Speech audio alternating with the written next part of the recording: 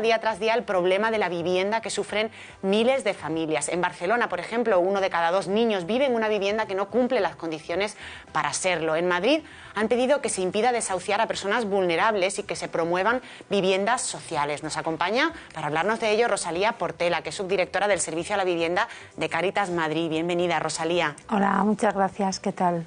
Un derecho fundamental que, sin embargo, sigue estando vetado para muchas personas, muchas de ellas, además, altamente vulnerables. ¿Quién protege ese derecho?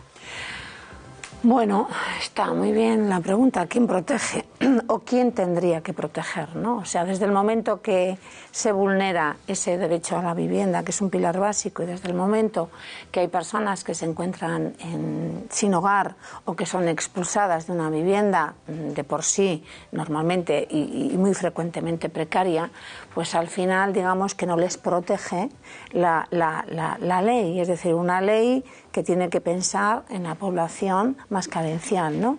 Entonces yo creo, situaría ahí, no protege la ley y además se conculcan derechos y además se cercena excesivamente a familias que viven unas situaciones de carencia de manera permanente, de manera sostenida, pero muy devenida por factores externos, es decir, sacaría a la familia del foco del problema, está afectada por el problema, pero no es la causante del problema. La causa del problema está también en el libre mercado ahora mismo, en el que pues el criterio que rige la vivienda en nuestro país es si hay quien lo pague, pues el precio sigue subiendo. Es decir, hay familias que hace unos meses, podríamos decir, con 500 euros podía pagar una vivienda, que ahora pues no le da ni siquiera para rozar el umbral de la puerta. Sí, a ver si soy capaz de sintetizar, ¿no? A ver, es un pilar básico, sí o sí, la vivienda, un derecho como el resto, como derecho a la educación, derecho a la sanidad. Por otra parte, es más que un techo. Nos gusta mucho matizar la palabra hogar, ¿no? Es donde uno también se construye, donde interactúa. A su vez es un bien de uso, no un bien mercantil, que quizá ese sea el primer rasgo muy marcado por el mercado privado, como que lo ve, su paradigma es un bien financiero, ¿no? Un bien de lucro, ¿no? No hay suficiente vivienda, otro de los elementos que también está provocando esta situación de precariedad habitacional o de exclusión residencial. Crisis de vivienda, para entendernos, ¿no? No es suficiente la oferta pública, no es suficiente las viviendas acordes a ingresos de familias perceptoras de rentas mínimas, de subsidios, de pensiones no contributivas, familias con los cabezas de familia que entran y salen del empleo al desempleo, es decir, muy ligado a tener una estabilidad laboral. O sea, interactúan muchas causas. De ahí que reivindicamos que la mirada a la solución no sea una mirada única, sino que se sienten a hablar los responsables políticos. En primer lugar, de la administración estatal, después de la administración autonómica, que es la que tiene las competencias en la vivienda, y también de la administración local. Si no, esto no se puede resolver. El dato no es que sea un dato, o sea, por el dato yo creo que tiene solución. Es decir, o sea, en Madrid ya sabemos que la gente perceptora de renta mínima, pues el 60%, el 70% viven de alquiler. Una renta mínima, quizá pues mucha gente no sepa de qué economías estamos hablando, ¿no? De 500 euros, como mucho 700, 650. Si además por este mercado agresivo ahora mismo que hay en torno al mercado del alquiler, la sobrecarga que tienen las familias para hacer frente al pago del alquiler, les consume todos sus ingresos, es decir, ya no queda para alimentarse, ya no queda para vivir, para los suministros, que también es otro elemento que subyace, ¿no?, en todo esto, ¿no? Entonces, claro, es triste y es una situación en la que hacemos un llamamiento como Cáritas, como entidad de Iglesia, para pedir que se humanicen las legislaciones, que se ponga las decisiones políticas pensando en las familias, en las personas, que se ponga en el centro y a partir de ahí que se elaboren, que se argumenten, que se acompañen de medidas, pero sobre todo medidas políticas, obviamente, pero acompañadas de presupuesto, porque ya sabemos que si no hay presupuesto, si no hay dotación presupuestaria, son deseos, pero nunca se concretarán, ¿no?, en medidas reales y efectivas. Clara, esta semana, sin ir más lejos, ha salido a la luz un avance del informe de FOESA. Cuéntanos qué datos rescatarías para poner encima de la mesa. Bueno, según un informe de la Fundación FOESA elaborado con motivo de la campaña Personas sin Hogar, casi 800.000 hogares y 2,1 millones de personas sufren situaciones de inseguridad en la vivienda, una realidad que afecta a cada 4 de 100 casas en España, en mayor medida procedentes de Galicia y en menor medida de La Rioja. Y es que esta situación en la vivienda afecta al 24% de la población general, al 60% de aquellas personas que viven en situaciones de exclusión y al 69% de la población en exclusión severa, que sufren en un 36% los hogares con alguna persona desempleada y en un 29% los hogares en donde hay menores de edad. El informe recoge también que alrededor de 150.000 hogares y medio millón de personas sufren situaciones de inseguridad en el hogar que podrían quedarse en la calle en los próximos meses. Con este informe, la Fundación FOESA se hace eco de un problema de la exclusión residencial que dificulta el desarrollo adecuado de la persona y su integración social. Bueno, yo creo que estamos ante... A mí me preocupa el problema en sí, pero sobre todo el cómo le estamos dando la espalda, es decir, cómo es un problema invisible. Hasta que no se ha intoxicado una familia en Griñón porque calentarse con una parrilla, porque la única ayuda que recibían era de Cáritas y no de los servicios sociales, hasta que un sacerdote en Vallecas no puso el grito en el cielo porque se estaban alquilando balcones por 60 euros al mes, es decir, balcones al descubierto. Seguimos impasibles, seguimos mirando para otro lado, nos hemos anestesiado la sociedad ante esto. Nos han dicho que la crisis se ha terminado, nos lo hemos creído y hemos pensado que todo el mundo ha vuelto a la normalidad de un instante para otro. La crisis de la vivienda no ha terminado. Es más, está alcanzando, yo creo que está superando a la crisis de empleo, para entendernos, ¿no? Con respecto a lo que comentabas, la invisibilidad es terrible. Hay invisibilidad en muchos aspectos, pero en los desahucios en concreto quizás se tenía una foto más fija de los desahucios por impago de hipoteca, pero el desahucio de impago de alquiler era muy sibilino.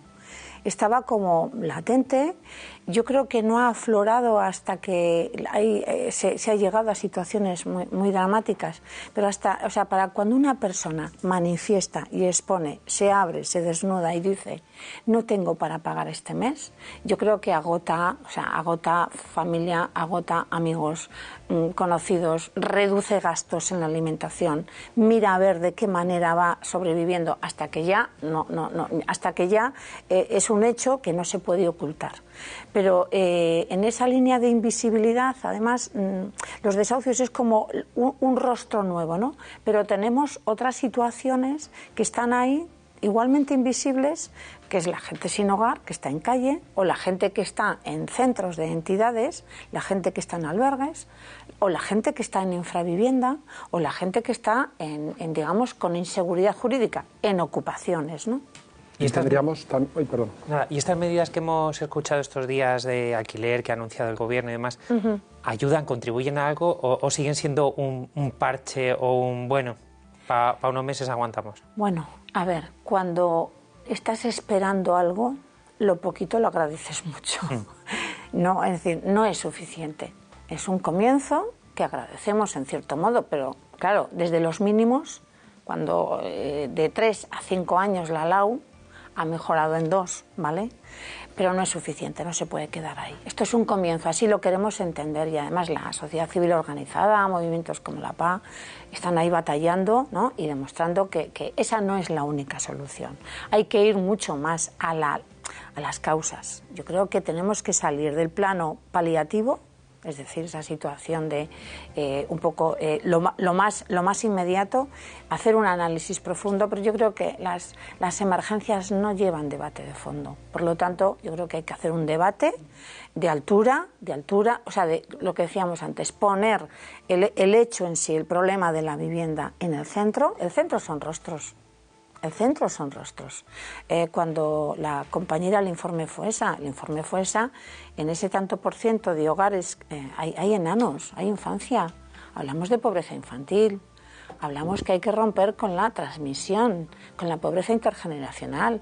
Estos nenes o adolescentes que están en hogares donde no saben si mañana van a seguir viviendo en su casa, es terrible. La persona que nos acompañaba ayer en la presentación de este drama, yo me quedo, la conozco, está en uno de nuestros centros, pero me quedo con una frase que decía: lo único que pudimos es acordar con la gente del lanzamiento.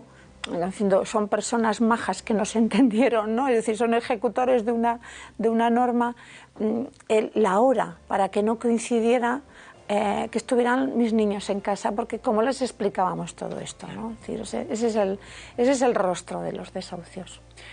Vamos a acercarnos a uno de los centros que gestiona Cáritas, concretamente al centro residencial Sínodo 2005 en Madrid.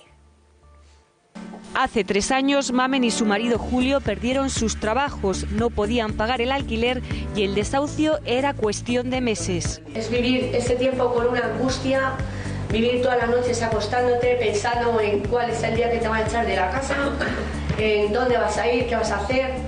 Empiezas a pedir ayuda, nadie te ayuda. Lo único que se podía hacer era, el día que fue el lanzamiento, pues hacer como una pequeña convocatoria delante de la casa para aplazarlo.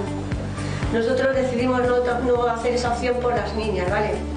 Porque eso suponía que tenías que estar dentro de la casa cuando llegaran a sacarnos. Y yo no quería que mis hijas pues, pasaran por esa situación, ¿no? De que las echaran de su casa. Mamen y Julio no tenían a dónde ir con sus 4 hijas. Terminaron en casa del abuelo de Mamen en un piso de 40 metros cuadrados para 7 personas. Al fallecer el abuelo de Mamen, la familia volvió a encontrarse sin vivienda. Y bueno, pues tratamos de buscar un alquiler, fuimos a ver varios pisos y hicimos varias entrevistas. ¿Y qué pasa? Que cuando poníamos los papeles, solo entonces estaba trabajando mi marido y nadie quería alquilarnos nada. O sea, porque decían que los ingresos eran muy bajos, que no tenían ninguna garantía de pago, que necesitaban otro contrato, que necesitaban un aval. O sea, pues imposible encontrar un piso. Este es el piso que Cáritas Madrid proporcionó a Mamen y a su familia después de que hace 3 años sufrieran un desahucio. Ellos estuvieron todo este tiempo intentando encontrar una solución de vivienda, pero nadie les proporcionó un alquiler por baja renta y solo Cáritas Madrid les ayudó. Está la cocina, como ves es bastante grande. Y esto supone un respiro para la familia, me imagino, después de haberlo pasado tan mal. Claro, claro. Después porque nosotros venimos sin nada, no hemos traer ni platos, ni vasos, ni absolutamente nada. Entonces, claro, vienes aquí y te dan una casa, tienes electricidad, tienes calefacción, agua caliente, tienes lavadora, nevera, todo. Nosotros sabemos que, bueno, esto es temporal, ¿vale? Pero esto te relaja mucho. Vienes con una tensión y de unos años que no has parado, ha sido una tras otra. Y aquí Cáritas es una atención integral, ¿verdad? Sí, te ayudan con los niños, les dan apoyo escolar, nos forman también a los adultos, nos dan formaciones, búsqueda de empleos, apoyo psicológico, todo. Bueno, ¿y entonces cómo ves el futuro? Primero completar esta formación y aspirar a un puesto de trabajo. Y bueno, claro, que a partir de ahora empiecen a marchar bien las cosas, que yo no debo nada, voy al día de pago, de todo, y tengo una casa, ¿sabes? Sé que no me van a quedar en la calle otra vez, ¿sabes? No estoy con esa preocupación. Mamen, Julio, espero que vaya todo muy bien y que podáis salir adelante. Muchas gracias. Gracias. Pues precioso ver ese nuevo empezar para esta familia, para este matrimonio, Ricardo. Son signos de esperanza que nos animan a poner nuestro granito de arena, a seguir colaborando. Sí, sí, lo que pasa es que esa es una realidad que lleva mucho tiempo existiendo ya, es decir, el trabajo de Cáritas y otras organizaciones de la Iglesia de la Vivienda es algo pues desde hace muchísimos años, en fin, siglos incluso. Lo que es novedoso es este pronunciamiento, digamos así, político tan claro, es decir, el mojarse de una manera tan clara y a nivel institucional diciendo que este es un tema que afecta a la Iglesia, que afecta a los católicos y que no hay que tener miedo en ir de la mano con otros grupos con los que a lo mejor no compartimos la totalidad de la agenda, pero es una parte suficientemente significativa como para trabajar juntos por un objetivo muy concreto. Mi pregunta sería, ¿os ha costado, digamos, dar este paso, adquirir esa visibilidad institucional para una demanda antigua vuestra, ¿no? Ponerla, digamos, en el primer plano de la agenda eclesial. Sí, pero ahora estamos ahí, ¿no? Entonces, sí ha costado. Este servicio tiene larga, como tú bien dices, llevamos más de 14 años acogiendo y atendiendo familias afectadas por el problema de la precariedad habitacional, la exclusión residencial.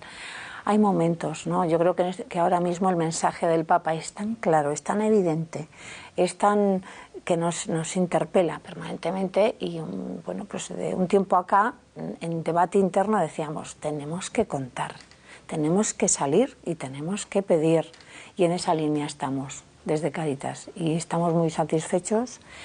Vamos a seguir y vamos a señalar todo lo que consideremos que está en el plano de la justicia moral, de la justicia ética y de la responsabilidad y los derechos. Rosalía Portela, subdirectora del Servicio a la Vivienda de Cáritas Madrid, muchísimas gracias por acercarnos a este tema que vemos en los informativos muchas veces sin conocer ese fondo, lo que hay detrás y lo que hay delante también con ese testimonio precioso, pues de cómo la ayuda de Cáritas Madrid y de la Iglesia tiene su fruto. Muchísimas gracias. Gracias a vosotros por darnos este espacio y también poder divulgar desde esta cadena, ¿no?, el drama y bueno,